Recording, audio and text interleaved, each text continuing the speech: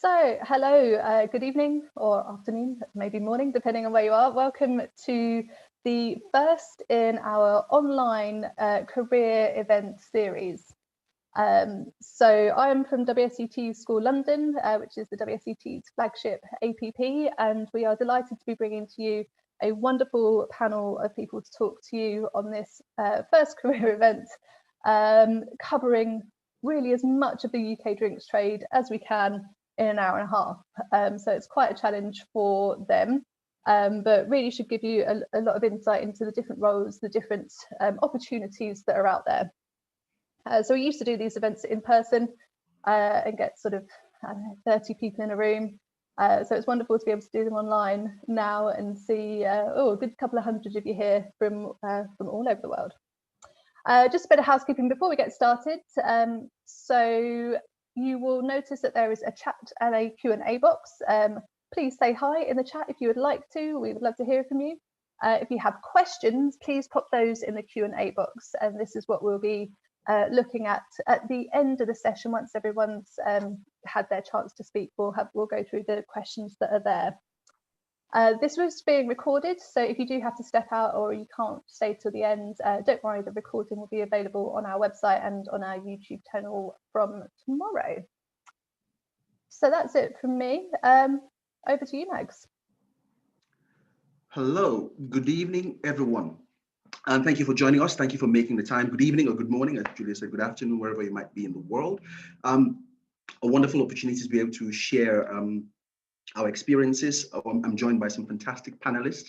For the benefit of those who don't know me, my name is Magnavai Janjo. I do several things in the wine industry, one of which is I'm a wine educator with the WSET, the Wines and Spirits Education Trust, which offers globally recognized wine qualifications. I also run a small business, a small wine importer in the UK. So all those questions about, the challenges of importing wine in the middle of a pandemic, in the middle of, post-Brexit, please throw those in here. We'll, answer one or two of them if we can. We've got a vast array of talent and expertise in the room for this webinar. It's a much sought after one. As an educator at the WSET, I've always been asked this question, well, how do I break into the wine industry? What are the job prospects like? What is it like to work in the wine industry? What roles exist in the wine industry? So we'll try and answer those questions as best we can. I'll just kind of mention the panelists and I'll give them a couple of minutes to introduce themselves. So we're joined by Elizabeth O'Kelly, industry recruiter and partner at Vino Kelly Search. Jack Merrilees, head of comms and PR for Majestic Wine. And last but not least, Brad Madigan, managing director of Campari UK. So if we kind of go through in that order, I'll give everyone a chance to introduce themselves. Give us give us your elevator pitch, 60 seconds, 120 seconds. Who are you? What do you do? If we start with Elizabeth, please, and thank you. Hello, everyone. Yes, thank you for that lovely intro, Mags. I'm Elizabeth. I run Vino Kelly Search, which is a drinks recruiter. We're very much on the executive search model. In fact, I set this business up with my husband, who was in the wine trade, started at Majestic, actually. So 5 years ago, so we've just finished our 5th year. And before that, I had a 15-year career in executive search in other industries, commodities, the city. I hope no one's on from there, but they were far less fun than drinks, I can tell you. So that's me. Well, thank you so much, Elizabeth. And Jack? Thanks. Hello. So I'm from Majestic Wine, which for anyone internationally who might not know of us, we are the UK's kind of biggest specialist wine retailer. We've got about 200 stores across the UK and a couple in France as well. I joined them about 9 years ago as a van driver in Swindon, and they haven't been able to get rid of me since. So I've kind of come up through the ranks, as it were, and I've been in the kind of head office role for about 5 years or so.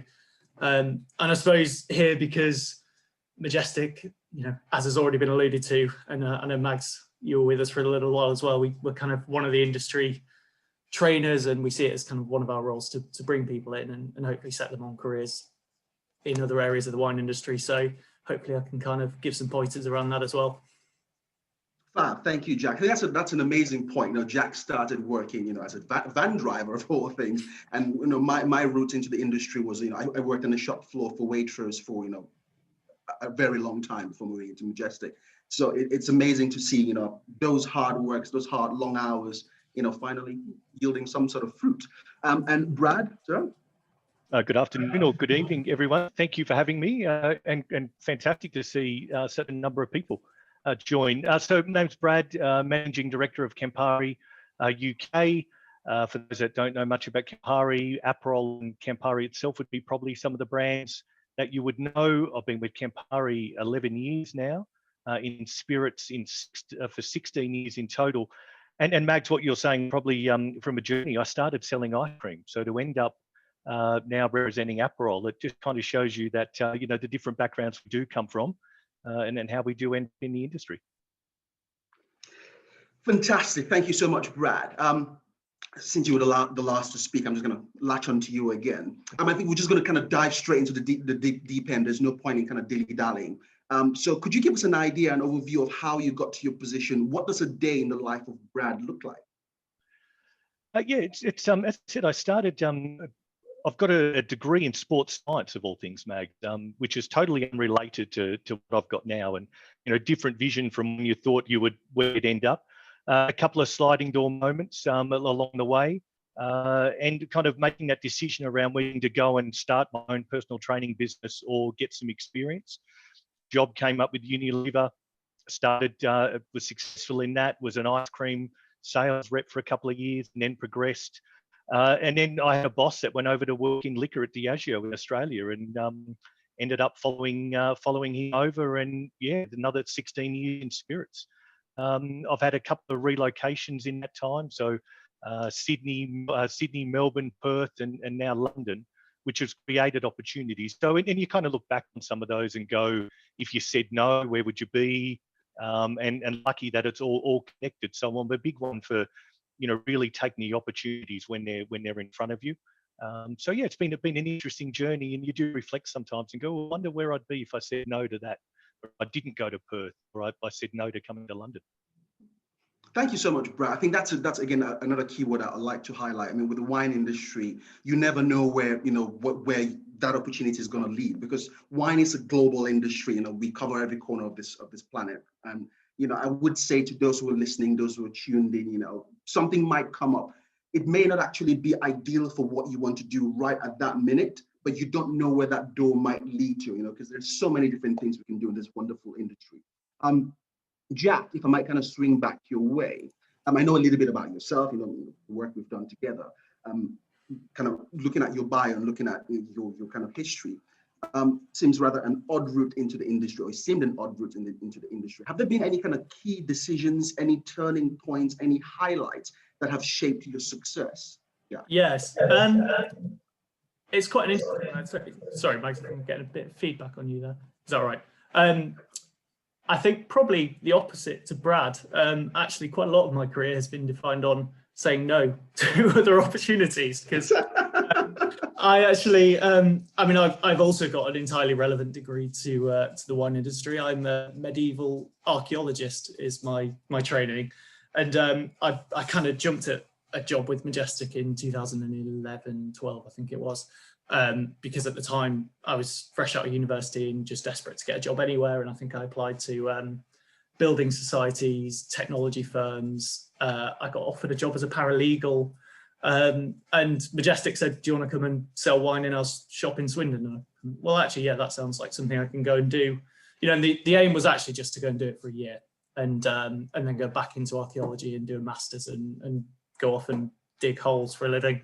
And I just kind of caught the bug. And ever since then, other things have kind of actually, I saw the questions come through, and I was trying to think back to kind of defining moments that got me to where I was. And I remember a couple of months into working at Majestic in a shop, I actually served an archaeologist with his own business. And he said, what are you doing here? And we kind of got chatting, and, he said, well, come and work for me. Come and be an archaeologist. And, jobs in archaeology are incredibly rare. And I was only on whatever I was on, middle thousands a year, and I had the opportunity there to kind of go off, and I thought, actually no, I'm enjoying this wine thing for now. I'm going to see where this leads. And likewise, kind of other times things have come up, and I think I'm quite unusual in that I've stayed with Majestic for a little while, and actually it's starting to pay dividends now. So I now head up our entire PR, communications, social media, events, all kind of sits under me. And I haven't been trained for it necessarily. You know, my background is in selling wine in shops. And I think that's the amazing thing about the wine industry is actually, if you've got the passion, if you've got the interest, you can kind of get anywhere with it, really. You know, it's not like you're being tested on a daily basis for your, you know, scientific knowledge or your mathematical skills or anything like that. It's something you can't really fake. So there's no real getting around it. If you're not interested in the product, then you might as well go work somewhere else. But it generally draws people in who are incredibly interested and incredibly passionate. And it just begins to dominate your life because, you know, it's your friendship groups, it's what you study, it's what you work in. You know, it becomes your main topic of conversation of an evening. It's what friends invite you around for, that and the free samples you can bring. And it just kind of, and that's the, you know, and that's the joy in it itself. And actually, you know, I'm very lucky that I've been able to stick around for kind of 8 years and find a career in it. And it's got me to this position as well. But, you know, and that would be my kind of key bit of advice to anyone thinking about it is, you know, are you passionate enough at the start? Because otherwise you might as well look elsewhere, or you might as well, you know, try and find that passion in what you're doing. Something else. Yeah. Yeah. Thank you so much, Jack. I mean, after I'd kind of gone on my eulogy about, you know, taking opportunities and opening doors, never saying no and opening doors, and then Jack comes in and says, no, actually, you know, do say no. Thank you so much, Jack. Elizabeth, if I can swing over your direction, as a recruiter, you know, given that, you know, we can call you one of the gatekeepers of the industries, you know, one of the people, many people in the industries who I've sent countless CVs to. What do you enjoy most about what you do? Well, it's all about talking to people, what I do, and that's how I spend my days, just on the phone, or, you know, these days on Zooms. Although I'll be honest with you, I try not to do that much Zoom, because I could be on 20 Zooms a day. I'll end up with very square eyes. But it's all about connecting with people, and there's lots of ways to connect with people these days. You know, you can send them messages on LinkedIn. I get lots of CVs on LinkedIn. It's such a great way to get in touch with people, because you don't need emails or phone numbers or anything like that. It's such an easy way to get through to people. But it is all about talking to people, and you can have a CV in front of you. Someone can have sent you a message, but you pick up the phone and you talk to them, and you have a lovely chat for even 10 minutes. You're going to find out 100-fold more about them, their hopes and their dreams and all of that. And really my job is, or I should say our job in our company, is all about putting the right people in the right roles. And that's very much our ethos. Recruitment, I think, is seen as quite a murky world generally. And I won't talk about this for too long, but it's a bit of a pet point of mine that there are different sorts of recruiters. And I think that can really be confusing. But we are very much working for our clients, and we go out and find very specific people for specific roles. So we don't operate jobs boards or things like that. We're not huge high volume recruiter or anything like that. So we spend a lot of time talking to people, you know, and we call them searches. So on a search, I might talk to 25 to 60 people, and I might put 5 of them in front of a client. So it's really, it's all about talking to the people and really drilling down, because we work on these very specific roles. But that's the part of my job I love the most, talking to people. Thank you so much, Elizabeth. 2 keywords or 2 things have jumped out from kind of your bit and what Jack mentioned. 1, communication skills. I think all the entire panelists will agree with me that communication skills, it doesn't matter what part of the industry you are in, it's absolutely fundamental. Whether you're communicating with customers, whether you're communicating with suppliers, or you're communicating with your logistics team. You know, sometimes you might go into a supermarket. One of the things which we do is supply wines to the supermarket, and you see a bottle on the shelf. You might not realize just how much work has gone into getting that specific bottle in that specific shelf. And a lot of it is countless, and like Elizabeth says, countless phone calls and emails to, you know, back and forth, and things going wrong and you fixing them. Really, and it goes back, it kind of links perfectly to Jack's point about that passion. That if you don't have the passion for it, you know, you don't have a genuine interest in it, you will very quickly get bored, because the guys will back me up here, or everyone will back me up here, and that things rarely ever go to plan in the wines and spirits industry. So you've got to be willing to kind of knuckle down and get down in the dirt with it. And if that passion is missing, you will kind of fall apart. If I jump back to you, Jack, I was going to say, there isn't a single person in here who doesn't know who Majestic is, but then I looked at the audience and then thought, well, there are people from all over the globe, so there might be some people who don't know who Majestic is, but Jack has given them a lovely intro. A lot of us go into our local wine shop or go into our local wine retailer, and we always look at it from an outsider's point of view, either as consumers or we look at it as, oh, that seems like a kind of fun, cool thing to do. Yeah, what's the company culture like in Majestic? Are there any kind of clear career paths within Majestic? Say, someone comes in, I want to jump down my local Majestic. Are there any kind of routes to progress? And could you speak a little bit on that? Yeah, sure. So the nice thing about Majestic, or at least it's historically been the case, is that everyone starts at the same level. So we have in the past had people who started in, one of our previous CEOs started as a van driver as well. And so, sorry, I'm just seeing the chat. Fine Greek wine and mead. We'll come back to that. We have a very clear career trajectory, and actually we do a lot of internal recruitment and promotion. So you'll start on the shop floor. You'll be given WSET training. So I think we are one of the largest educators in Europe of people. I think we put through about 6,000 people through their WSET in the last 20 years or so. So we'll give you that training. We'll give you the confidence and the product knowledge. You'll work as small teams, which I think is really important. 4 or 5 people in a store, looking after potentially a couple of £1 million worth of business a year through that branch. You learn a lot in those little teams, I think, and you learn a lot about hard work. I mean, it's hard work. I'm sure you'll agree with me on that one, but also just about how to communicate about wine, which is, a really effective tool, because you will serve people all day who, some people will come in and be after first growths for their cellar, and other people will come in and they won't know the difference between grape varieties, or, they won't have a clue what they're looking for. And I think that's something that's really stuck with me, is actually you never lose sight when you start on the shop floor of who actually is paying the bills, and that's the customer. And I think that is such an important point, because, I've worked in the wine industry for, best part of a decade, and I have sat with people in tables at events, and they are talking on such a different level to anyone I've ever met who's actually buying a bottle from me. And I think it's so important that you don't lose sight of that at any stage. And that's kind of what the grounding it gives you, is that, what are the stories that people are going to pass around when they're sharing a bottle on a dinner table, or whatever it is. So in terms of the kind of the general career path at Majestic, we have a hierarchy within the stores: sales assistants, training managers, assistant managers, store managers.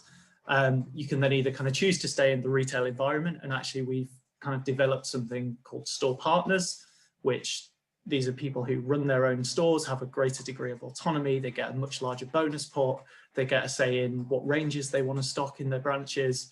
And so we're trying to give the impression of a bit of we kind of term it a franchise light. So it's kind of like you're running your own branch, but it's obviously a Majestic store as well. And then we have the kind of moving into our support center role. So we have people in, our buying team, Beth Pierce, MW, who kind of quite well, Mags, as well. I think we actually used to work together in one of those stores back in Bristol. And she's gone right the way through, and she's now kind of one of the most senior members of the buying team and a master of wine as well. We've got our retail operations director, who's been in the business, I think, 25 years. Again, started on the shop floor.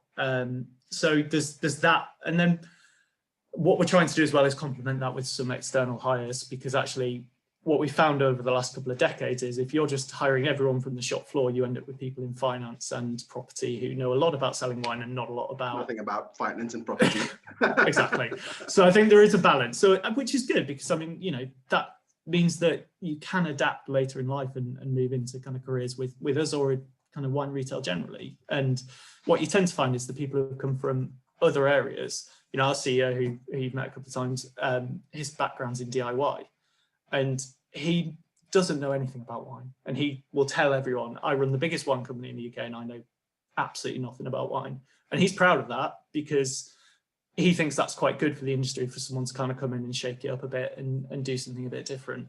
But you can see he doesn't, you know, he could probably run a much bigger company than Majestic, I would argue, but he's there again for the passion. And came to it very late. You know, he's only been in the industry kind of 5 or 6 years.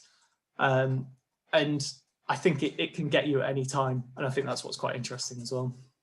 Thanks, Jack. I think the really interesting thing about your kind of bit there was, you know, don't be intimidated by the wine industry. You know, a lot of people go, that thing, it looks really fun, it looks really, really amazing, but I don't quite know if I'll fit. You know, listen, there are roles in the industry for every level of expertise. From a complete beginner, you can walk into a shop. And that's how I started, similar to yourself, Jack, where I kind of walked into my local waitress and go, I would like a job, please. You know, most of my friends were going off to university. I decided I wanted to go either into apprenticeship or into work. So, you know, and just by, again, another advice which I would give for people who are kind of looking to get into the industry, I think that role in retail, it stays with you for life, because you absorb so much by osmosis. There's so much I learned just by being in a shop. Great varieties, you know, regions, labels. You understand. You get an understanding of what customers like, what bottles are attractive to a customer, and ultimately, you know, in the industry, that's going to,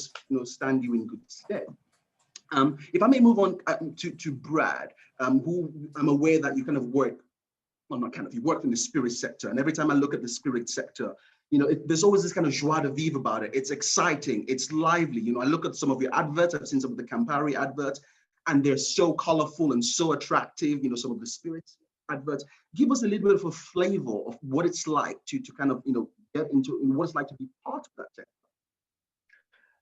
It's probably easy to say no 2 days the same, that's for sure. And you do get sucked in a way. The history, the heritage of the brands.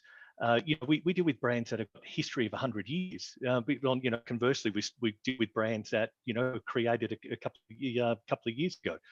So you know, you immerse yourself into that. You dive into the stories. Which then becomes, you know, it builds that passion. And then, you know, I saw someone had in the chat, what's your favorite brand? It's like asking you to choose what your favorite son or daughter is. You can't, because they all play a different role in kind of your day to day.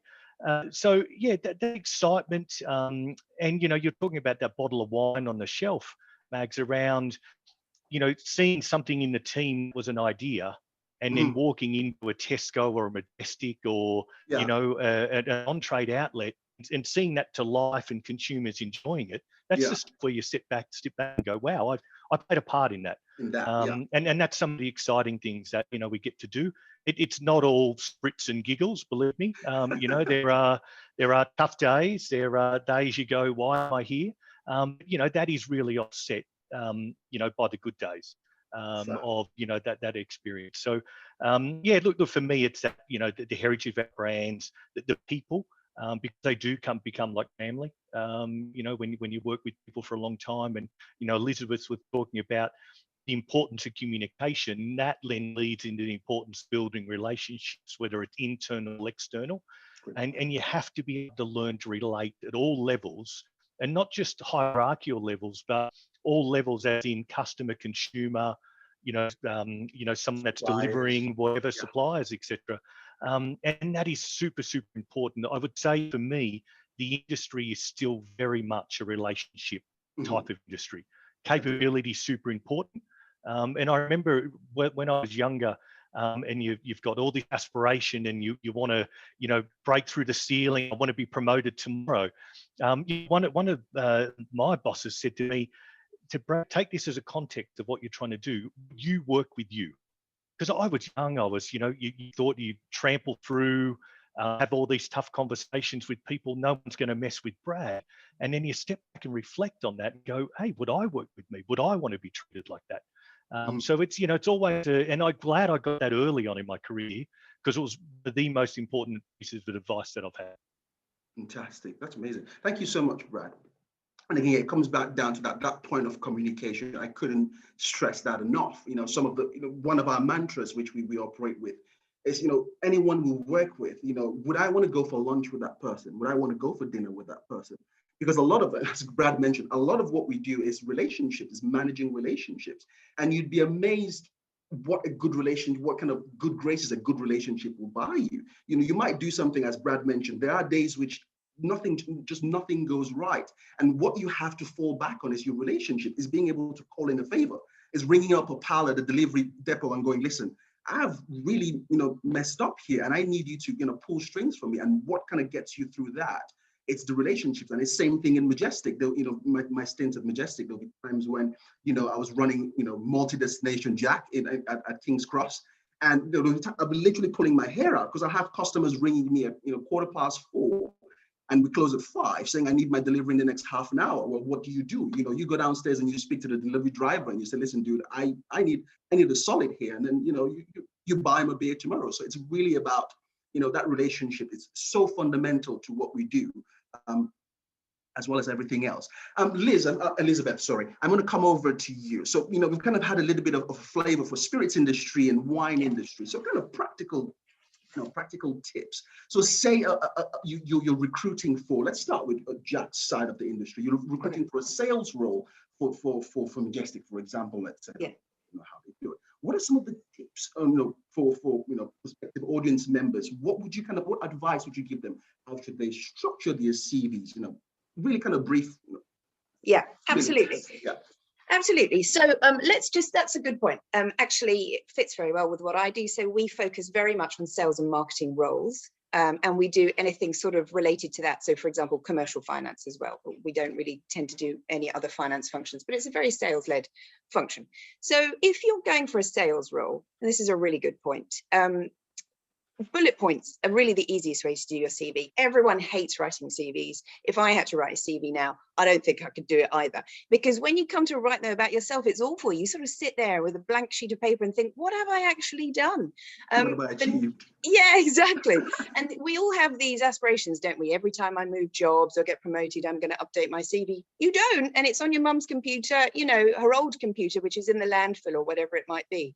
So the best thing to focus on, bullet points somehow are so much easier than paragraphs. So bullet point, numbers, as many numbers as you can put in. If you're in finance, numbers. If you're in sales, numbers. Marketing, numbers. Really, everything comes down to that because it's a product that we're selling at the end of the day. So fundamentally, you can have all these lovely anecdotes and put the anecdotes of, I worked on this product and this product, but what was the result at the end? Was it a success with 100% increase in sales or 20% increase in sales? Or what was the result? And you'd be surprised how many CVs I get from salespeople in particular who forget to put their numbers in, actually. And that really will completely make a CV. Other things that are very nice on CVs are the sort of about me bit at the end, the hobbies bit. I think that terrifies everyone because, sometimes people think, and we've all done it, I like socializing and spending time with my family. We all put that in and you think, how can I make myself sound fascinating? You absolutely don't need to. Leave it out if you want.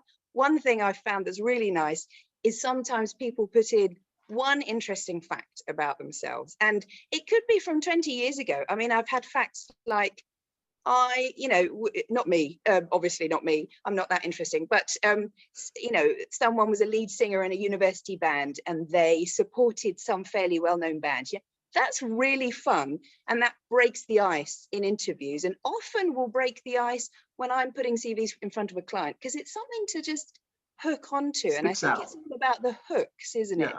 To break it up for the eye and go, oh, and actually it makes the piece of paper a person, actually, and that's what we're trying to do, aren't we, at the end of the day? Thank you so much. Really appreciate that. If I come back to you, Brad, if you could kind of highlight kind of 3 skills which you would say this, for someone, a prospective, an audience member who wants to work, looking to break into the spirit sector, what are 3 key skills which you say these are absolute must-haves? Mm-hmm. Yeah, Max, I think that you could answer that on a number of levels, right? I think because if you go as a person, right, or what are the transferable skills I want to bring in, I think you have to be, I'd probably sum that up as in the openness to learn, okay? Because what kind of, the challenge in it, and we'll talk about it tonight, as in, how do I break into the industry when I don't have experience? Okay, so, a key part of that is what transferable skills do I have? And it's also, you know, sometimes we need to either take a sideways step or a little step backwards to be able to go forward in the long term. So I may, if I have passion, I want to get in here, take that transferable skills plus my ability to learn.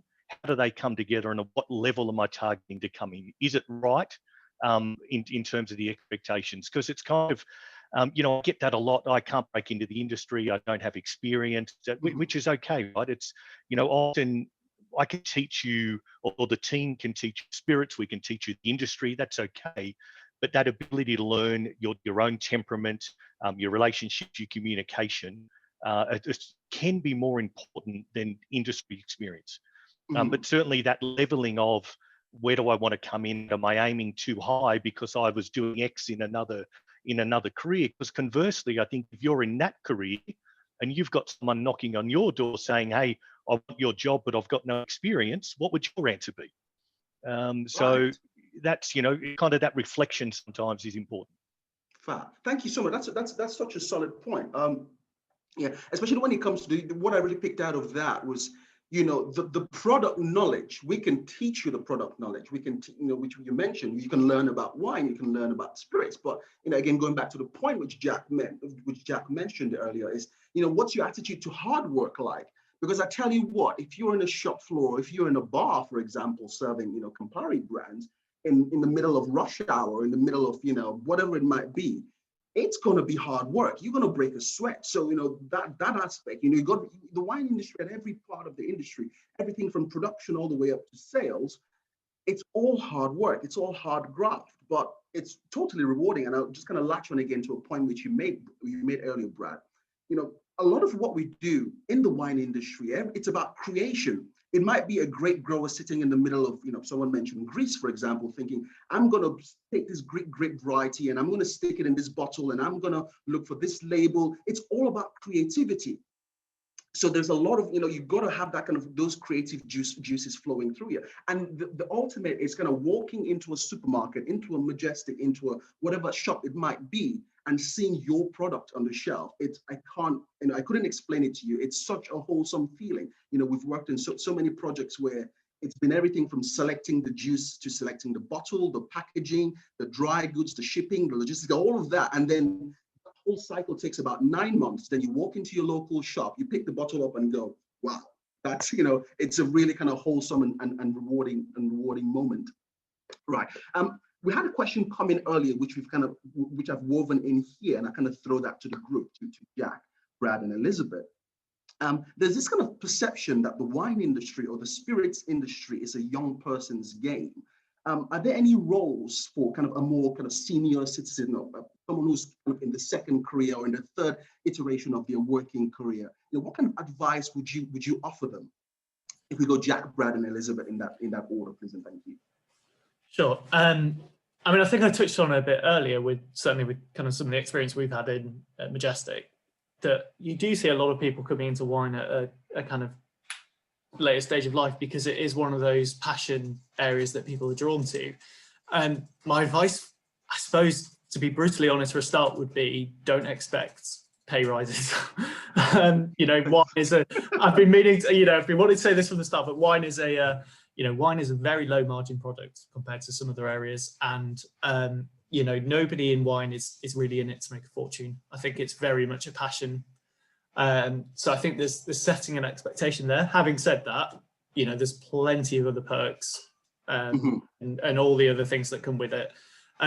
It's about making relationships. And I think Brad's point as well about just being mindful about who you're approaching. You know, nobody likes to feel foolish or threatened. You might have some incredible experience elsewhere, but you know, wine can be quite insular and it can turn its back on expertise if it feels threatened. And I think that's probably the same for any kind of, not exactly niche area, but anything that is people are drawn to because of passion. So it's about making the right relationships. It's about connecting to people in the right way, looking for the right roles. I mean, we get everything from, you know, it might not necessarily be a career change, but we see a lot of people joining Majestic when they're kind of in their 60s, 70s, just because they want something nice. They drive the vans for us all, serve customers, and just a passion. And I'm sure they probably spend as much in their stores as they make, but it's something that it just attracts a certain kind of person, I think, at different stages. And likewise, our board is full of people who have come from internal, come from places like Wix and Screwfix, and we've got kind of people who've joined us from ASOS and all kinds of people who've come in. And I think it's quite fascinating to see what attracts them. But the one thing they all have in common is passion for wine and trying to do something fun and interesting and not take themselves too seriously. Thank you so much, Jack. Brad, if I may come to you, anything to add? Any advice for someone who's trying to break into the spirits sector, but it's kind of from a second, it's my second career, it's my third career, kind of, any advice for such an individual? I think kind of anchor back, Mag, to what I said. What are those transferable skills you're bringing? Because it's about knowing as much as what you don't have as what you do have. So you don't have industry experience or knowledge on spirits, etc. You might have, some good, strong WSET qualifications. You might have done a hospitality course, but what you know about the brands that you're looking to sell, that's important. You can close that gap. Leverage your strengths. So what are those transferable skills? And there's a lot more than people realize, as in, whether it's relationship management, account management with customers or supply, so really I kind of think it might not be the ideal position I want now, but what is that pathway for me to break through, of which then I can prove myself and I can move forward. Yeah, I think, and we're all guilty of it. I think, Mags, we want that sweet spot. We want that perfect. And I think we may let good get in, or great get in the way of good sometime. So you might just a little bit of a longer horizon to go, not ideal. I know I can, I'm backing myself, I'm confident, and I know I can add value because I'm bringing these other skills. Yeah. I'll come back to you, Elizabeth. I haven't forgotten about you. Both Jack and Brad have made two solid points, which I just want to kind of latch onto. In that, yes, both of you have mentioned that kind of stepping back to step forward, which is, I couldn't agree more with that. Again, Jack mentioned the point that wine is a low margin product, and I know it. But what are some of those, if I come to you, Brad, what are some of those money can't buy kind of remunerations which you get by being part of this industry? Because there are several. So, you might sacrifice a fat paycheck, but what are some of those things which you get by being part of the wines or spirits industry? Yeah, there's probably lots, Mags. Events. We have lots of customer activations, lots of tastings. That we go to, lots of brand and product knowledge. So, and we like to, Campari, we like to go to the breadth. So if we're learning about wild turkey bourbon, we want to learn about bourbon first, and we'll learn about our competitors. Because, if you're ever lucky enough to go to, Kentucky, go to the home of Wild Turkey or Jim Beam or Maker's Mark, all the master distillers know each other because it's about celebrating the industry, because they all make great liquid. I just happen to represent someone different. So, it is that brand immersion that you get. And it's that you buy into the heritage, the passion. And then, like for Campari, we have, product samples. There's obviously incentives over and above. There's other forms of recognition, lots of events. We've got team incentives. So, we're even, the other year we took the team to Italy for an incentive for 3 days, immerse in the portfolio. So there's lots of, it's not always, what we take home is important. But we call them the garnishes. There's lots of other garnishes along the way. Correct, Mags. It's that make it great. We need to get paid, right? We want to earn as much as we can, but it's not everything. Jack, what about yourself? In your journey, what are some of those things which, again, we're certainly not making what the city boys are making, but what are some of the kind of perks, the bonuses of working, Majestic or working in the wine industry in your experience?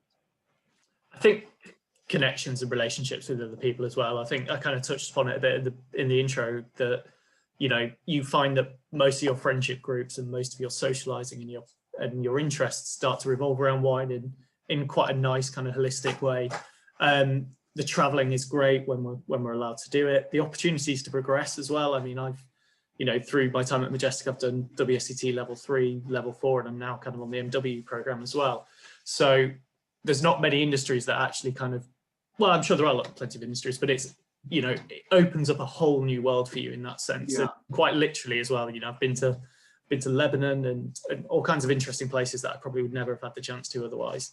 I think as well, it does allow you a certain degree of kind of creativity and individuality as well. And wine is such a big topic that you can become an expert in so many different areas of it. I mean, for me, it's still kind of history and wine, and I do a bit of a history and wine blog, and, you know, just because I'm interested in it. But I know lots of other people who are more down the, you know, they'll have hobby vineyards, or they'll kind of make their own home brew or whatever it is. And there's just all these other avenues that, because it's interesting and because people want to talk to you about it and they want to share a bottle with you, you kind of find other areas of connecting to it that make it more than just a profession. Thank you so much, Jack. I think as a group, we are underplaying the travel part of it, or we are underselling the travel aspect of it, because we're part of it and we just kind of see it as part and parcel of it. But I think when we chat to, or certainly when I chat to my friends who might be working in a city or might have kind of other jobs which pay more, and it's like, this weekend I'm off to Italy, for example, and then, okay, I've got this trip to Austria planned. You get to see so much of the world. And like, I really share this point with you, Jack.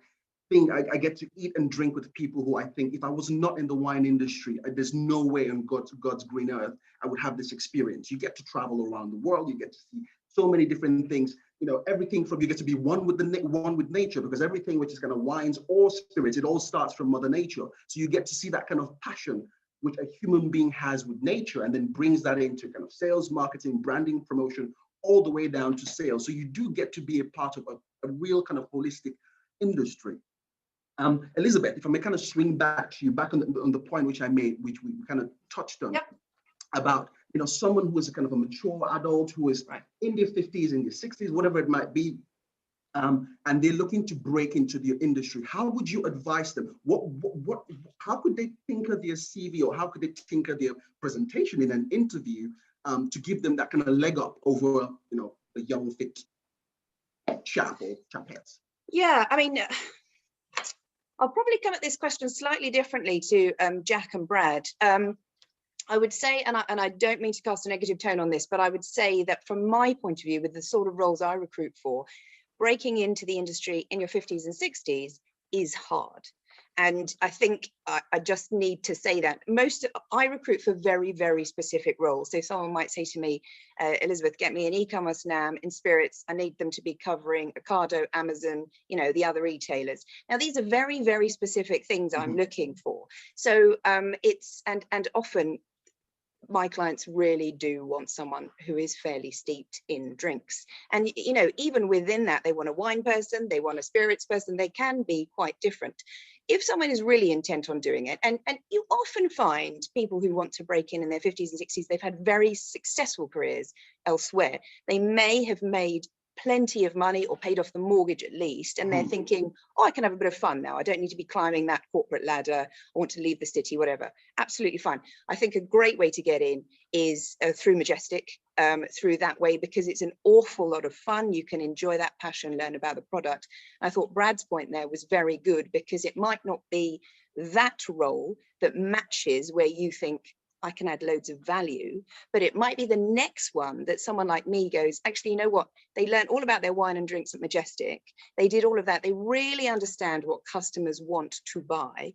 And then I can say, well, actually, do you know what? They're a really senior insights person.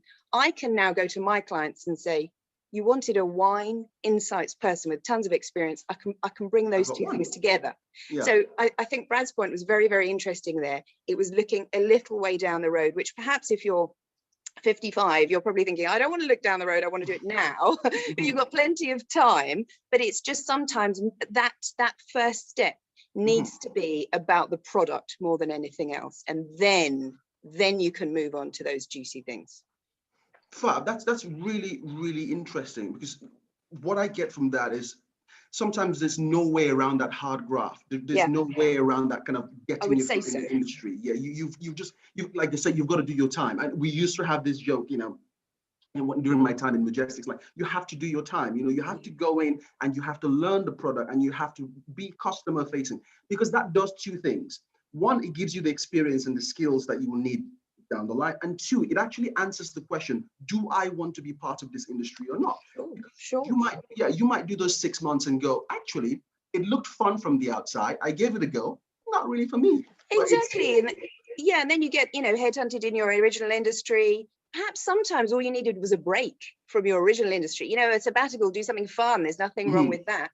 Having said everything I've said, I probably need to caveat it by saying there are some roles where you can just switch industries. You know, if you think about very big companies with huge global brands, let's take Gallo, for example, you will see that they very often take people across FMCG, let's say, and you think, gosh, that's not similar at all. They were Muller Light and now they're Gallo Grocery, for example. But those companies can support those transfers because, you know, they're set up and the products actually align very similarly. The sort of resources and what they need are very similar, even though on the face of it, they might not seem to be. So there's a few caveats there. I don't want a flood of people going, actually, I just, you know, I moved across from, you know, ambient snacks or something like that. It does happen. It is possible. And I myself have put people in from, you know, Hain Daniels. Actually, I put someone into a wine company because they were a very big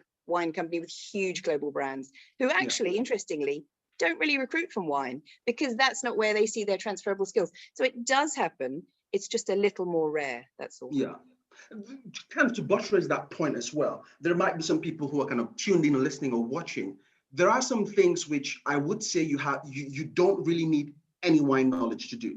For example, I'll throw that out there. I've got a copywriter who kind of copywrote everything which is on our website, copywrote all our text, has no wine experience. And we actually deliberately went out and did that because we wanted, right, what is someone who is not a wine person? How does this text read to them? And a similar thing might also go with, you know, packaging, designing packaging. You know, again, there's a whole industry in designing just the wine case, the wine box, because what we wanted to do, we wanted to be sturdy, to be rigid, we wanted to not break, we wanted to be able to last a rigid, you know, rigorous logistics supply chain. So you don't need that much wine experience. And there are those kind of niche pockets which you can kind of plug your skills from, you know, other industries across. Let me swing back to Brad. As MD of Campari UK, I'm sure you're not shy of, you know, tough days. So I'm just gonna come over to you and say, right, what are some of the daily challenges? You know, what's a day from hell look like? A really tough day. Probably, you know, a call from Majestic saying we don't get enough trading terms, or you know, a delivery is gone. You know, it hasn't arrived, or got an order stuck in EDI. You know, there's a people issue. You know, Max, I think we've got to remember we work in alcohol. Yeah, and it's you know, you never want that call of someone being in an event and something's happened. So, you know, that's probably a day from hell that you don't want, because you you know, we try and protect our team as much as we can. You know, I would say, you know, Teams at the moment is a little bit like that, or webinars or not webinars, but Zoom calls over the last 12 months. You can probably see the reflection in the mirror. I'm in the office today. You can see the state of my desk because it's just been rolling calls all day, coffee cups everywhere, papers everywhere, you know, and, you know, I think Jack Wood said it before, you know, I think any industry, you've got to be prepared for hard work. It is what you put into it. You know, work-life balance is absolutely important, but the work sometimes has got to come before the balance. There are definitely days where you can take the balance and days where you can't. And you've got to be able to flex to that. It's really important. You know, we've probably got that flexible working culture at Campari. We had it before the pandemic, you know, 2 days a week working from home. And we'll assess what the post-pandemic world looks like. But, you know, I said before that every day is different, you know, and that's the excitement as much as it is the challenge. The challenge, yeah. I might get a call from the boss and it totally messes my day up. I could have had all stuff planned, mapped out, to-do list, thinking list, and none of it gets done. And you go in tomorrow because something's just come into it. And as much as sometimes you go, that's terrible, you learn to love it, because that's the dynamic part of it, the new, the learning, the difference.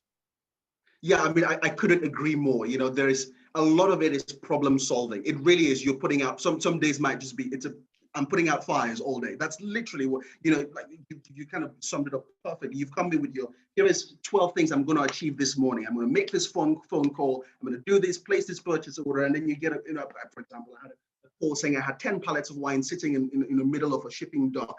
It's 30 degrees outside and my wines are just cooking, right? You go, right, forget everything we're doing, get on the phone, and we need to get that on a trolley, on a truck, and we need to get it moving. So a lot of it is kind of putting out fires, and you have, it again, dovetails perfectly into what Jack said. If the passion for the product doesn't exist, you'll find that a nightmare. But if you love what you do and you have that genuine passion for, I actually get excited by, right, here's the problem, we're going to make this go away. Let's sit down and kind of rack our brains and really kind of, dive in this and try and solve it as best we can. And then, at the end of the day, crack open a bottle of something. That's, again, that's a huge perk. You have a tough day, at the end of the day, open a bottle of whatever it might be, bourbon, amazing bottle of wine, sit back and go, right, that's done. We'll do it all over again tomorrow. Yeah, I think, sorry, Mags, I think sometimes too that all that goes away when you get a customer that rings up and says, Brad, thank you. I know that was a lot of work to get that done, but I'm so appreciative because I could service my customers, and that often makes it all worth it. Yeah. Right? And that resets you then for the next couple of months.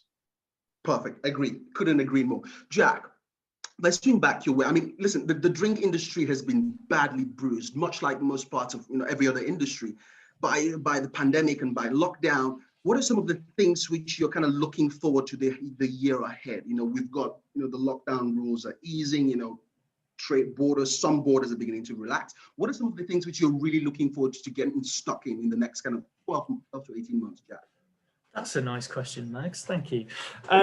It's a bit of positivity, isn't it? So I think from my point of view, look, the last year has been incredibly tough. I think a lot of us have had to learn to adapt to things that we probably should have adapted to a long time ago. And I think you're seeing that across a lot of industries. From our point of view, I used to be 5 days a week in the office. I was in today, but I'm generally 1 or 2 days tops. I think what that's also done is made people realize that wine can be quite insular. You can work in, particularly in our kind of stores, you work in your little teams. I know a lot of kind of importers have pretty small teams doing quite big roles. Mm-hmm. Actually, what the kind of advent of Zoom and kind of being able to connect to people more easily has done is it's actually created more community in a lot of cases. So an example for us is, we used to get our store teams together twice a year, and we'd have big conferences, and we'd book a hotel for everyone, and we'd book a conference suite, and we'd get everyone from all over the country, from Inverness and Falmouth and wherever, and we'd get them all to one location. We're now doing monthly updates for all our managers, because the first conference we were like, oh, well, we've got to do this online. And then suddenly we realized that actually we could be doing this every single month, and everyone in the business could be getting all the same insight. So now it's everyone in the office is seeing the same information as everyone in the stores, as everyone in our commercial on trade team, as everyone in Majestic France. Mm. And, that's quite amazing. And likewise, I think from a customer point of view, wine tastings online, I think they've been a bit of a blessing. I think there's still a lot to learn with them. I think, there's a lot happening, and I'd kind of encourage a lot of people to take them with a bit of a pinch of salt at the moment, because I think they're just going to continue to evolve, and I think they'll get more and more interactive. And I think it's really exciting kind of frontier, because, one of the big things from us that we used to do is we'd open up our stores, we'd have bespoke tastings for kind of 10 people at a time or for 70 people at a time, and we'd flood customers through, and they'd go, yeah, lovely, thanks very much, and they'd move on, and by the end of the night they can't really remember what they've tried. But when you're in your own home and you're taking a bit of time to actually interact with somebody, and you've taught someone how to do Zoom properly, and you've got interactive elements like Q&As and this kind of thing, polls, quizzes, yeah, exactly, and all of a sudden you can do it from the comfort of your own home, and you don't have to worry about getting a taxi home or whatever it is. And also, I think this is another great example of areas in which the wine industry is just looking outwards a bit more, and I think that's only going to expand. The technology's been there for a few years now, but just have to use it. Exactly. So I think it's exciting. And then, sorry, I could go on for ages, but the final point about that is that actually we feel more connected to our suppliers and our winemakers than we've ever done before, because whereas we'd used to do, we'd get a supplier over to the UK once every 5 years. They'd go to London and maybe Bristol, maybe Manchester. They'd do tastings for 15 store managers. And if you were lucky enough to be there, great, you got a really good interactive experience. Instead, we've been doing every single Wednesday a different supplier from across the globe on Zoom. 150 of our store managers, they've opened a bottle as their team, they've sat down, the 4 of them, and they've watched a winemaker tell them about the wine. and take their questions. And that's just, that's such a big difference. It's such a big connection between you selling the product to a consumer who comes into your store and having the words of a winemaker actually ringing in your ear, and being able to kind of actually give them the vision and all the nuances and everything that go with it. It's educational, it's entertaining, and it actually is helping to inform people. It's the BBC. So it's a really powerful tool, and I think it's a really nice way of kind of finally bridging that connection actually between kind of winemakers themselves and members of the public in a way that we just probably have never really managed to do before. In the past, and more importantly, it's cheap to do. That no one has to book a flight, no one has to worry about, and it's better for the, and so on. It's better for the environment as well, which is just as important. So the other thing I've spotted as well out of this, I don't know why we just got so bogged down in this idea that we need to go to an office 9 to 5, 5 days a week. I don't know why. We just thought that's the only way we could operate. And I think this has just opened up so many, our team, for example, all work remotely. It frees up a lot of personal time because you're not spending an hour and a half in the morning commuting to a location and an hour and a half commuting back. You can wake up, have a cup of coffee, relax. What we're seeing is people actually starting work earlier than before the pandemic because you're at home, you get up, you have a cup of coffee, you're relaxed, you get to your computer and you start answering your emails. And it improves the quality of life. It means there's less stress, there's less need to jump on rush hour tubes and so on. So we have seen so much of a benefit, if you can call it that, for life post-pandemic. If I may come up to you, Elizabeth, how do you see kind of the wine industry in terms of the roles which are going to develop, I suppose, in the next 12 months? Where are some of the key areas which you're quite excited about recruiting for? Absolutely. So, this has to be all about digital. And that really has been the watchword of the last 12 months, hasn't it? Whether you've liked it or not, really every single thing has moved online, and that's shopping, marketing. What are we doing right now? Exactly what Jack's just said, how they've completely pivoted all of this stuff online, and communication is better than before. And it's sustainable, which I think is a really, really important point, isn't it? We're not all getting on planes and trains and buses and whatnot. But digital, it's been so interesting how this has flourished and developed over the last 12 months. Now, if I just take the wine side of the industry, I think it's fair to say that most companies within the UK in the wine industry weren't overly techy. No. Some, there's a range, but I would say most of them just sort of thought, we don't really need that, particularly if they didn't really have the D2C revenue stream. If it was B2B, most people just said, well, we're fine as we are, thank you very much, and continued. And they were, absolutely. But I know of companies, and these are all the big names we know, the wine agencies, who've spent the last year pivoting there and creating a D2C revenue stream. Now, some are successful, some are less so, but what has happened in that time is that we've now got this wealth of digital experience on the sales side, and very importantly, on the marketing side. Now, within wine in marketing, it's a fundamentally different animal to, say, spirits marketing. They're really two different beasts. And actually, interestingly, I would say that those digital marketing skills existed quite well in spirits before this, perhaps not quite as much as the forefront they are now, but they were much more there than in wine. Wine marketing has tended to be much more events led. But I've seen all these amazing people in wine marketing go, you know what? I don't know anything about this, and I now need to, because we're getting our producers in every Wednesday, and we need to do this, and that, and we need to remain current. I was doing digital roles last April. Clients were coming to me, the ones who really spotted this and going, right, get me a digital marketing person. And I was like, in wine, right. We're literally talking about 10 people. Now I am doing digital marketing roles coming out of my ears. I am talking to huge numbers of people, and these are all the people you wouldn't have thought they were the traditional wine marketing people, and they have taught themselves, they've done courses. I mean, these people are incredible. This industry, the wine industry, I have never seen something pivot so quickly. It's really at the forefront now. And so anyone wanting to add anything to their skill set right now, I think it's all digital. If there's a digital course out there, do it. Take it. Particularly if you're in marketing, this will not go to waste, and it is just going to flourish. And just kind of buttressing that, and again, linking to a point which Brad made, more often than not, wine industry or spirits industry, we will teach you WSET, we will teach you spirits courses. What we're less likely to do is teach you digital marketing or teaching you, brand marketing and stuff like that. I'm sure some guys do it, or some companies do it. So yes, if there's something worth investing in, it's definitely worth investing. And again, it goes back to the point which both Jack and Brad have made about transferable skills. Now, if you're a digital marketer in the city, the wine industry needs you. You don't need any WSETs. We will handle that. That's an area you can slide over. Definitely. Without, it's a lateral move. There is no need for, So yes, listen, thank you all so much.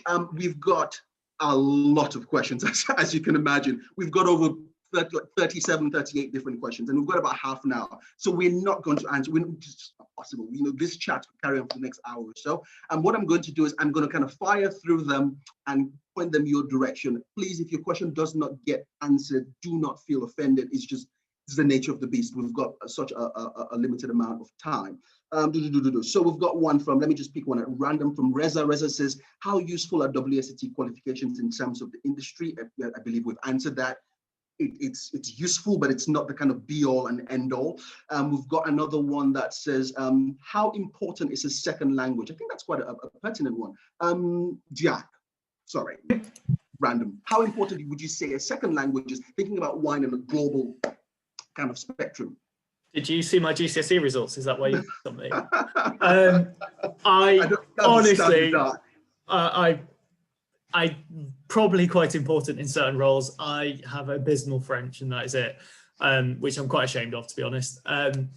It depends what you want to get into. I mean, I've seen a couple of jobs up recently, and I think maybe with the kind of, I don't know, Brexit impact, people trying to look for more people based on the continent as well. I don't know if Elizabeth's got any kind of experience of that, but yeah, I would say it definitely cannot help. It definitely opens doors that you would otherwise be closed. I mean, when I've looked at jobs in the past with kind of a second language, I felt out of my depth, and I felt like it's something I should really look at. So I think it's definitely an asset.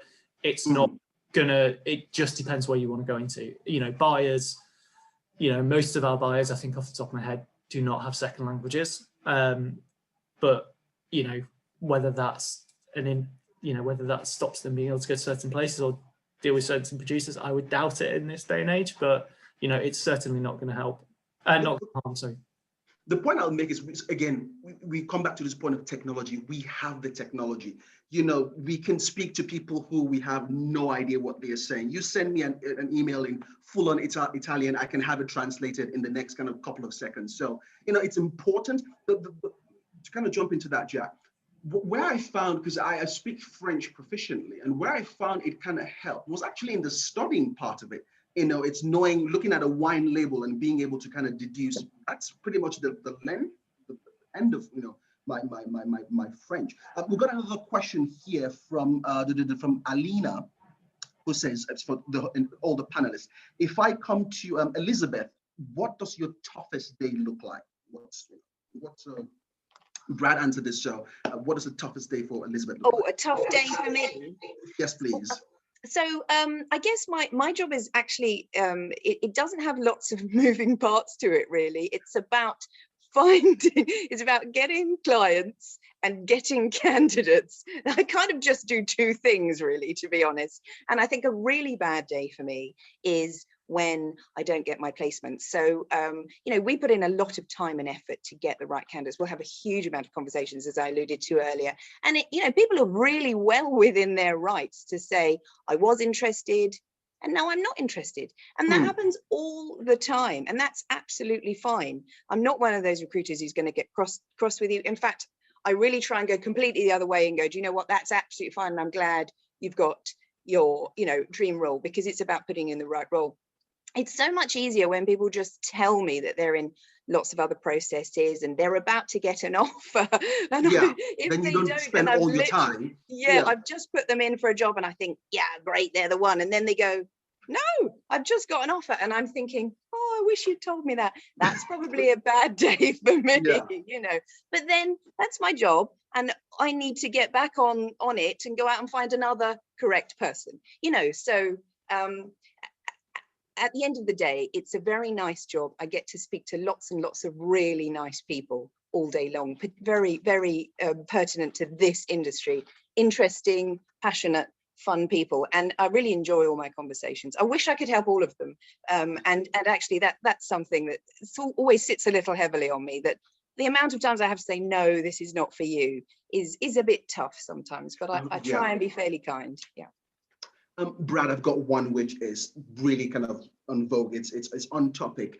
How has Brexit affected the industry? You know, how has Brexit, the wine industry, actually both from one from Brad and one from Jack. How has Brexit affected the spirits industry, Brad? You know, probably the interim piece is probably talent. So where, you know, it was easy to come over from the EU to the UK, it's a lot harder sponsoring people. You know, you've got limited numbers. There's hurdles we've got to jump through. We don't set those rules, unfortunately, around you know, what the minimum criteria is for sponsorship. So certainly there's a you know, there will be that strain on talent over time in the short term until it resets. From a spirits point of view, I would say we certainly seem to be coping better with the adjustments than the wine industry, who've had a few more bumps. And then that's probably just, you know, some background around some documentation, etc., that it's a little easier. You know, Jack's probably better placed to answer some of the challenges on wine. But, you know, for me, it's probably, you know, people in the short term, where, you know, you could certainly, you know, EU was much easier to have a job here locally. Source talent from. So yeah, that's going to be a short term, and, you know, does that transgress in medium term potentially? But in terms of wine, certainly for Jack. Yeah, I was just going to dovetail over to Jack. Brexit, how has that affected the state of play?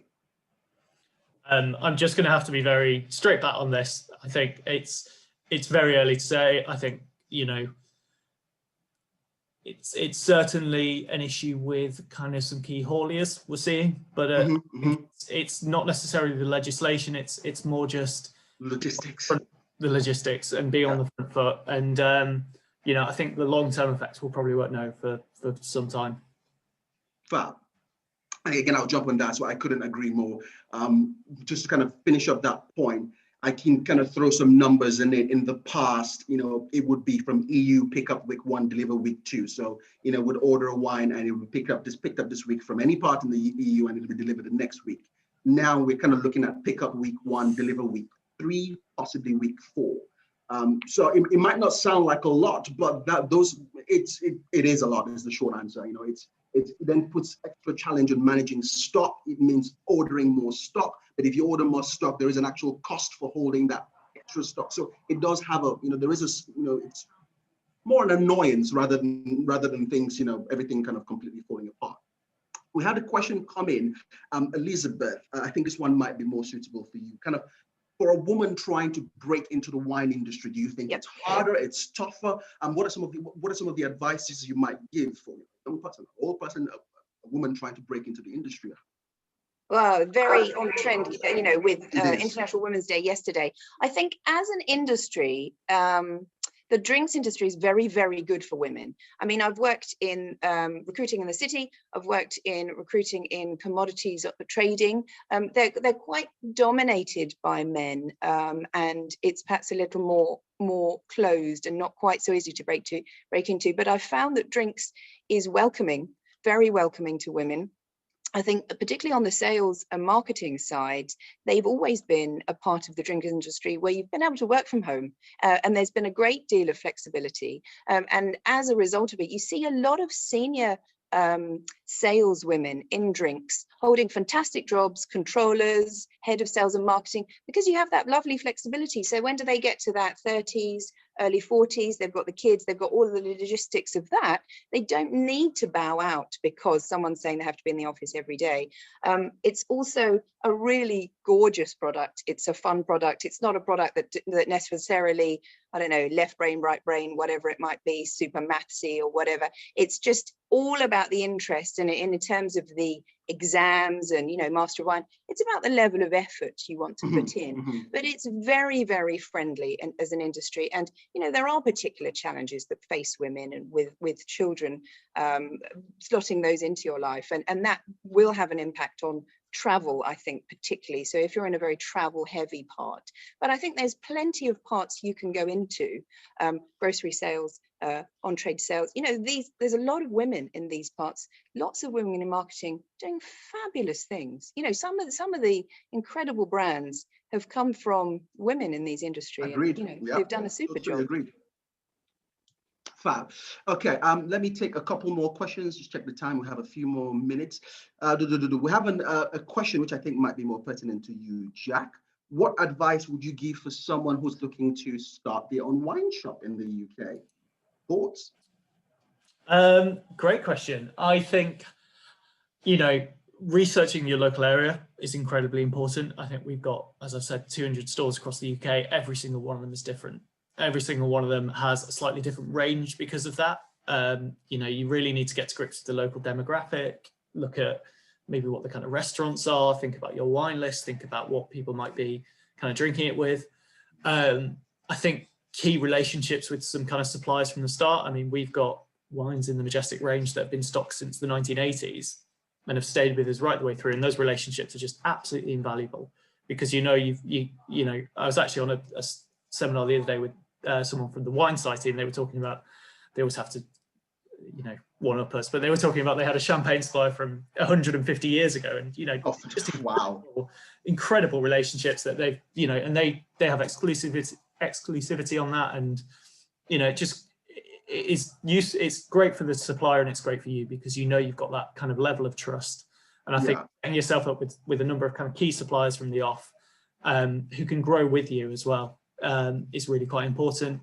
And then just think about, I suppose, doing things a bit differently and how you're going to set up. And, you know, we were founded in 1980 when we were one of the first people who offered tastings, and it still feels quite innovative in places, and people still come in and be like, oh, I can just try that, can I? And, you know, it feels like such an obvious thing to us, but it's because it's part of our DNA. But actually, you know, there are other ways you could do it. There's different ways of merchandising. There's things you can do a little bit differently that might just spark someone's imagination and tempt someone in. And then just avoid being too whiny, I guess. It depends on the kind of audience you're trying to bring in. But, you know, try not to be the place where people feel intimidated, I guess, would be my. No one likes to snob. Yeah, and it's one of the things people, you know, like to say about our stores, which really resonates, is that we like to see ourselves as the kind of bridge between the supermarkets and the indies. We try and bring people in and educate consumers and you know, set them free on the shelves of the indies or whatever. And I think it's a nice role to have, and it works for us. But, you know, everywhere's going to be different, I guess. Thank you so much, Jack. Quite a table-shaking question here, or kind of one to agitate. I've got one from Drew Mullins. I apologize if I don't get that surname correct, but it's somewhat more from Drew, who says the hospitality industry was labeled as unskilled, parenthesis, in the UK in recent years. Elizabeth, where's your stance in this? Looking at, you know, one for Elizabeth and one on Brad. Where's your stance in kind of the hospitality industry being labeled as being unskilled? What are your thoughts on that? Is that label from over the last 12 months? Is that a sort of government? Is that a sort of? I don't know. It's just kind of been inverted, and it says that was specifically in the UK. I will suspect yes, but I can't. I'm not going to put into it. I mean, I'd really disagree. You know, it's such an important industry, and it is absolutely hammered. I mean, it's just, you know, it's almost it's bloodied and bowed, isn't it? And we all hope it's going to rise up like a sort of phoenix. But, you know, there is a very specific set of skills to be dealing with people who are drinking. They want it now. They want the advice. They want the lovely service. I don't know how anyone can say it's unskilled. It's got a very specific and rare and difficult to come by set of skills. You know, it's an incredibly hard work and not paid very well at all. Within the drinks industry, it's a very, very well-worn route to the corporate side. So, you know, through the shops, for example, Majestic, Oddbins, whatever, and then through hospitality. I mean, particularly, and Brad might be able to talk a bit more like this, but particularly on the spirit side, premium and craft spirits, that whole revolution we've seen over the last, let's say, 8 to 10 years, there was a point in the market a few years ago that clients were coming to me and saying, I want a very specific set of skills in spirits, and they weren't there because those markets hadn't quite developed to those second, third jobbers, and actually where they needed to look was those super passionate people writing blogs, working behind the bars, knowing exactly what the consumers wanted. And that's how, it goes back right, we spoke about this right at the beginning, didn't we, about what the consumers want. And it's an absolutely essential route in. It does tend to be a route that sort of younger people will take into the industry, but to say that it's unskilled is, I think, unfair. Interesting. Brad, any addition to that? Any addition to No, only that I agree totally with Elizabeth, Mags. I think it's to call it unskilled. I think is well off the mark. An insult. A lot of the people I encounter are highly skilled across a number of areas, and if you've ever served someone and there's something wrong with their meal, or their pint's not poured properly, or they think their wine's off, it's a skill set in itself to be able to deal with that. Manage that, or if you come on to the supply side, etc. Whether it's what Elizabeth was talking about before around digital, or look at the rise of e-com or the omni-channel, massive skill sets required. So I think that's well off the mark. Fab. Jack, for someone, I got a question from Lucy Stevenson, who says, for someone coming out of school, college or university, what subjects do you think are relevant to wines or spirits? What would you say? I mean, if you could go back, Jack, and kind of speak to, I don't know, 17-year-old, 18-year-old Jack and say, I see you 10, 20 years time down the line, you're going to be in the wine industry. What subjects do you wish you would have studied? I think, firstly, we've kind of, with our various backgrounds, proven that actually there's no set way. I think you can kind of go, I think communication in my role has been incredibly important. And actually, I had a very candid conversation with my parents when I went to university and said, look, I'm just going to go do something that I'm interested in, because otherwise, I would struggle to commit myself to 3 years of study if it was something I was just doing to tick a box. And I was quite lucky and supported in that, but I'm glad I did it, because actually what that taught me was about communicating about something I'm passionate about, which has actually been quite useful. I think the language is a great point. I really wish that it's something I was better at. And I think also from MW studies, the big area I'm missing is just a good basic plant biology, and just a really good understanding of and chemistry as well, and fermentation and oh no, I'm terrible. One specifically for recruitment. So I wonder who this is going to go to, Elizabeth. Megan has asked, are there any specific wine jobs, wine websites, platforms? That's probably something which I'm sure you come across on your daily routine. Someone looking for a wine role, where should they go? Yeah, it's always a tricky one, isn't it? Because these parts of any market are so fragmented. You've got jobs that are advertised, and then you've got jobs that are not ever advertised. It's so super tricky. My advice to everyone is always find maybe 2, probably 3 agencies you like. Any more than that, you're really going to struggle to remember who you've spoken to and remember who represents you. But with one agency only, you're not going to get, they work with a group of clients. They're not ever going to work with all clients in a sector, because, to put it bluntly, we have to take people from some companies and put them in other companies. So if they're all our clients, we're unable to do that. So we can only have a certain number of clients. So if you want to get that coverage, you really need to be with 2 or 3. Absolutely keep on top of it though, because and I'm sure there are not many companies like this in the drink sector. I don't think there are, but there are some recruitment companies that might send your CV out without you knowing. That's absolutely forbidden now under GDPR. It's a very bad practice. So, for example, if Brad got CV from 2 different agents, that's a tricky thing for him, because they're both going to be saying to him, they're my candidate, I want to get paid. It's a headache for him. He doesn't want that. He's going to go, I'm not going to work with either of you. And then either of them, then everyone else does that. But in terms of specifics, obviously an agency like mine, but there are other very good ones. Fluid Fusion is another one in drinks. They approach it from a very slightly different area to us. They are a slightly different types of roles, and they are a bit more high volume. Obviously, the WSET job site itself is a bit of a central place, I think, where everyone gravitates to. I think adverts on the drinks business. I actually came across a new thing that I didn't know before: wine jobs. Wine Jobs UK, Oh Wine God, Jobs yes, America. they were saved, they were bookmarked all those years ago. Yeah, I didn't know it existed. Actually, I think one of my roles ended up on it and I didn't even know, but that's absolutely fine. But there are various ways. Also, the really old-fashioned way, talk to people in your network. You know, it's those hidden jobs sometimes. There's a number of ways. Thank you so much. Jack, I've got one which I think might be really interesting for you. What advice would you give to someone? I think this is something which we can kind of bounce back and forth. What advice would you give to someone who wants to move out of that shop floor role? It might be kind of front of house role in terms of the on-trade, but kind of you've been in shop floor for a while. How do you kind of navigate your way out of that? Any advice, any tips? Yeah, it's quite a pertinent one for us because I think we'll hit a bit of a glass ceiling, really. My main advice would be talk to people, get some shadowing, reach out to people, look at getting mentoring, you know, find a way of bridging those connections. And you might have to take a bit of a pay cut. You might have to kind of do some out of hours working. From my point of view, I don't know if there's anyone from Majestic on the call, but you know, I've been in my role and I personally think it's quite a cool role. I deal with wine critics for a living and, you know, get wines on set in the kitchen and do all that stuff. I think it's quite interesting. Nobody has asked me in 5 years to come and do any shadowing of my role, which I find really quite interesting. Right, interesting. You know, and I work for a retailer with 1,100 people on the shop floor. So I think sometimes it is okay to just reach out to someone and just say, hey, sorry to invade your inbox. You know, just a heads up, I would really like to do what you do one day. How can I come and do this? Yeah. Can I come and see what you do? Can I get some experience? And funnily enough, I'm now recruiting for a role in my team.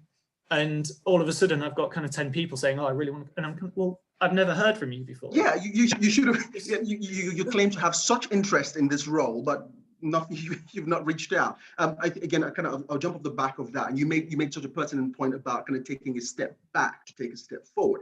Having been in the shop floor, I spent, I think, 8 to 9 years in the shop floor while going through my WSET. So it's something which I can kind of lend a helping hand to. At one point, I had to cut down on my shop floor hours to go do exactly what you said, Jack, which was shadowing. You know, I wanted to go into sales, and every time I applied for a sales role, well, you have no sales experience. You have no sales. Right? How do I get sales experience? I went and worked for someone who paid me commission only. It's fine. I got my shop floor role, which is, you know, it kind of covers my bills. I've got my hours from there, and then I work 2 days a week, which I'm shadowing you, and I'm getting that real life sales experience. And off the back of that, that's how I actually got my job at Majestic, which was actually, you know, at the old King's Cross. I don't know if it still exists. It was a B&I branch in King's Cross, because I'd gone out and I'd done that for about a year, 2 years, got that real life sales experience of pounding the pavements, dragging my case of 12 samples, going, you know, shop to shop, bar to bar, trying to sell wine. But that's how, you know, we all mentioned this point. There's no cutting corners, and there's no, you know, you just got to do the hard graft at some point. Someone, a good one for Brad here, talks about internships and graduate schemes. Is that something which Campari is doing? Is that something which Campari plans to do? Brad, thoughts? Yeah, Matt, we've got an intern program at the moment based out of Italy. So, you know, but we're also looking at, you know, as we grow in different markets, how do we localize an internship program? Because it's, you know, it's important for, you know, I'm a big one for bringing talent into the industry. You know, spoke about that transferable skills, because if it's a spirits industry or wine industry, we only recycle the talent amongst us, not bringing in the new talent, right? And it all does come down to team balance and team dynamics. You can't have a team of everyone that has a massive load of experience and huge aspiration, which is great, but all want to be promoted. So, you know, getting that, you know, nice balance of the team around experience in the industry, non-experience is important. So yeah, we will look locally over the next kind of 6 months. There's some stuff in progress of what a local internship kind of graduate program will look like. But at the moment, we've got a global one based out of Italy, which from memory, I think it's about 15 places a year. And it's a pretty good program because you get to go and live in 3 markets for 6 months each. Yes, please. Yeah, it's yeah. So like you're a 20-year-old person, you live in Oz for 6 months or New York, etc. Yeah. So it's a fantastic program. Yeah. Thank you so much, Brad. Listen, I'm really conscious of our time, and I don't want to park the bus perfectly, not undershoot or overshoot it. If your question has not been answered, I do apologize. We've got to kind of put a bow on it and wrap it up. Thank you guys so much. I thank our wonderful panelists. Thank you for your time. I know you guys are all all incredibly busy. So thank you so much for giving your time up to come and chat with the next generation of talent. I'm going to hand that over to Julia. Julia, you with us? I'm still here. I've been listening along. Yeah, all I want to echo is your thanks to everyone. It's been really good to hear your stories, your expertise, and also thanks to you, Mags. It's been great to have you guiding us through all these different questions, all these different areas, and to hear your story as well, because obviously you're someone that's got many different hats that you wear at various times with all the work that you do. So really good to be able to hear from you too. If anyone has any desperate questions that we didn't answer, do feel free to get in touch and we can try and get to them later. Otherwise, thank you all for coming, and we will sign off here. Fab. Thank you all. Cheers. Have a good evening or good afternoon or good morning, everyone. Take care again. See you everyone. Bye-bye.